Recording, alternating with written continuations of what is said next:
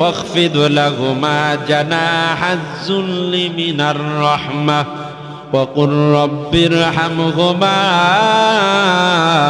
كما ربياني صغيرا বলেন না সবাই رب ارحمهما كما ربياني صغيرا আবার বলেন رب ارحمهما كما ربياني صغيرا রব্বে কারিম ডাক দিয়ে বলতেছেন ও দুনিয়ার মানুষ চার অবস্থায় তুমি দুনিয়ার হালতে মা বাবার পরিপূর্ণ হক তুমি অর্জন করতে পারো নাই।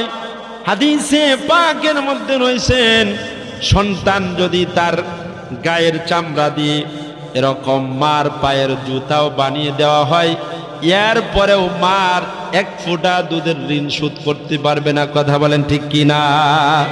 মা বাপ এত অমূল্য সম্পদ, মা বাপ এত দামি সম্পদ। নবী আলাইহিস সালাতু ওয়াস সালাম হাদিসে পাকের মধ্যে বলছেন হুমা জান্নাতুকা ওয়া নারুকা। নবী আলাইহিস সালাতু ওয়াস সালাম দুনিয়ার মধ্যে এমন কোন হাদিস আপনি পাবেন না যে আপনি যদি আপনার নেতাকে খুশি করতে পারেন তাহলে আপনি জান্নাত কামাই করলেন, এরকম হাদিস আছে নাকি? জোরে বলেন আছে নাকি? আপনি যদি আপনার উস্তাদকে খুশি করতে পারেন আপনি জান্নাত কামাই করলেন, এরকম হাদিস নাই।